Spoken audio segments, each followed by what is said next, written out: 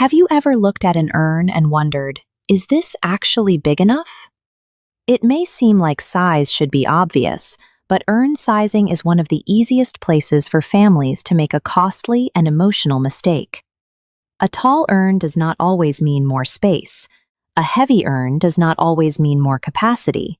And the most beautiful urn in the catalog may not fit the remains, the cemetery niche, the vault, or even airport security requirements if you need to travel. Welcome to the Funeral Channel Network, brought to you by the Funeral Program site. In today's video, we are going to explain what size urn you actually need, how urn capacity is measured, why cubic inches matter, and what families should check before choosing a permanent vessel for their loved one's remains. Buying an urn usually happens under the worst possible conditions. A family is managing grief, paperwork, travel logistics, and pressure from relatives, and they are suddenly forced to choose a permanent vessel for their loved one's remains. At this exact moment, funeral catalogs introduce a confusing vocabulary. You are presented with categories like adult, companion, and keepsake, alongside a massive variety of shapes, materials, and price points. Under stress, buyers frequently fall into a specific trap. They assume that a heavy urn or a tall urn naturally has enough room inside. Look at this side-by-side comparison. On the left, a tall stone vase. On the right, a shorter wooden box. Looking inside reveals the problem. The vase's thick walls and narrow neck consume usable space, while the thin-walled square box holds significantly more remains. The only metric that guarantees a correct fit is internal volume, and the funeral industry measures that in cubic inches. A cubic inch is simply a small block of space 1 inch wide, 1 inch long, and 1 inch deep. The practical dilemma every family faces is calculating how many of those cubic inches their specific loved one will require, and ensuring the chosen vessel will support their placement plan.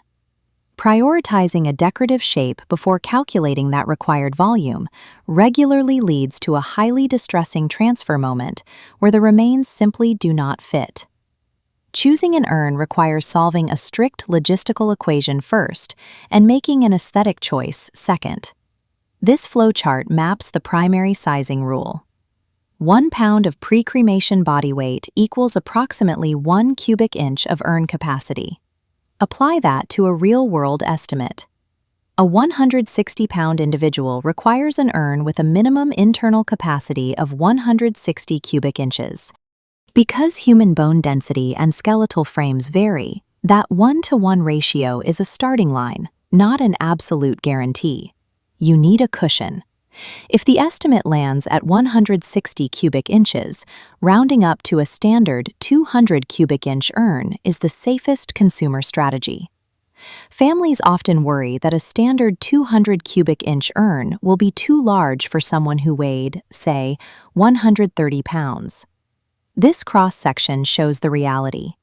Cremated remains are placed inside a sealed plastic bag, and that bag rests inside the urn. You do not need the urn to look full when opened. Buying an urn that exactly matches the body weight estimate creates an operational risk.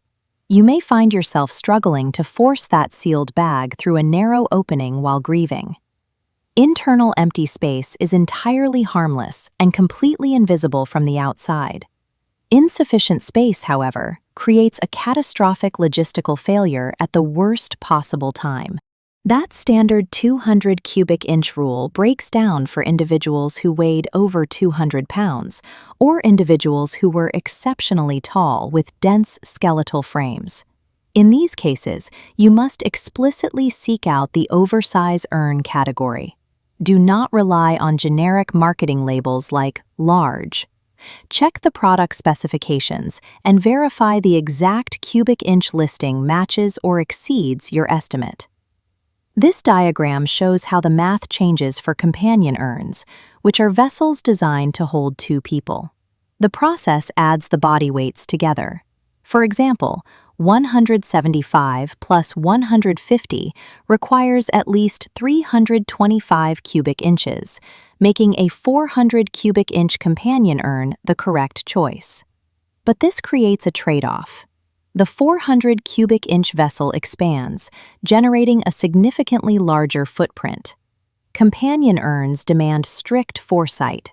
That massive footprint heavily limits where the urn can ultimately be displayed on a shelf or buried in a cemetery. Internal volume solves half the equation.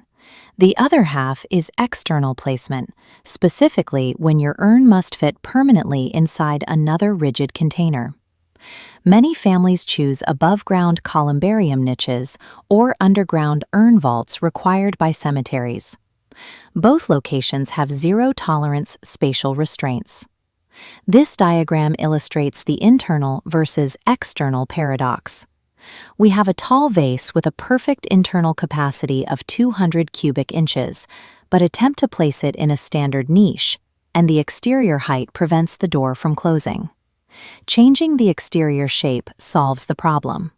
A short, wide rectangular box maintains the exact same 200 cubic inch internal capacity, but its footprint slides perfectly within the fixed niche boundary. If your placement plan involves a cemetery, you must acquire the exact usable interior dimensions of their niche or vault before you buy an urn. A cemetery will reject an urn based entirely on its exterior height or width.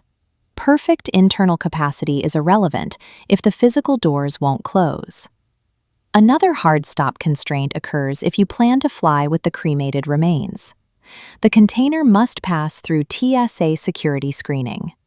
Urns made of dense metals, thick stone, or lead-lined materials cannot be penetrated by airport X-ray machines.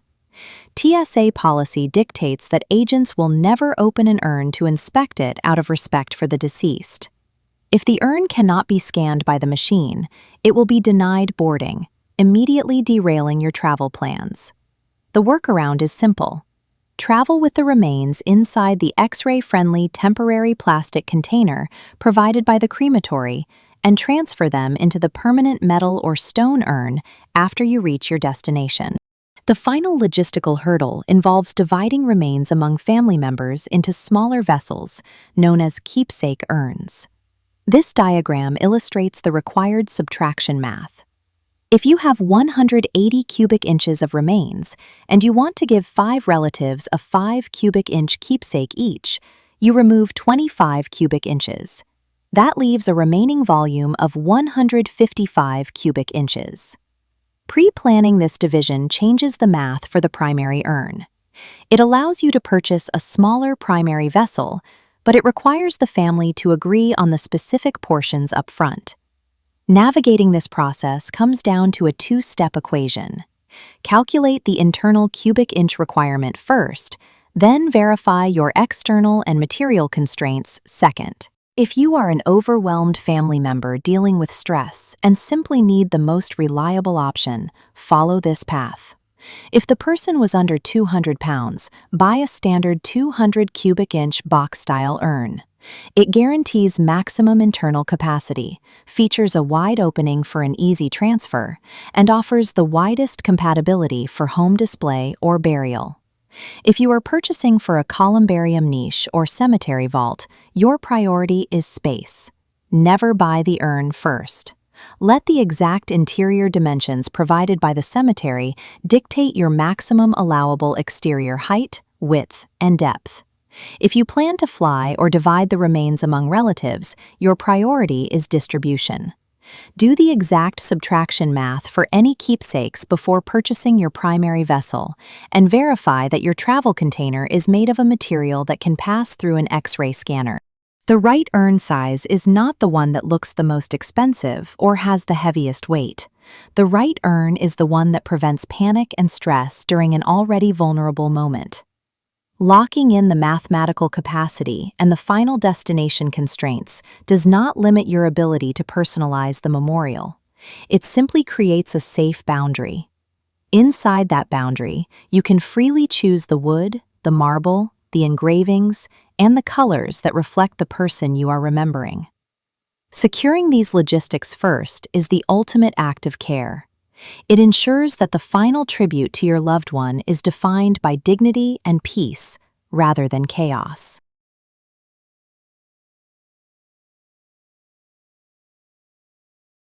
Choosing an urn is not just about finding something beautiful. It is about making sure the urn has enough internal space, fits the final place of rest, and supports the family's plans without creating added stress. Before you buy, remember the simple rule. Estimate 1 cubic inch of urn capacity for every pound of pre-cremation body weight, then round up when needed. Check the product's exact cubic inch capacity.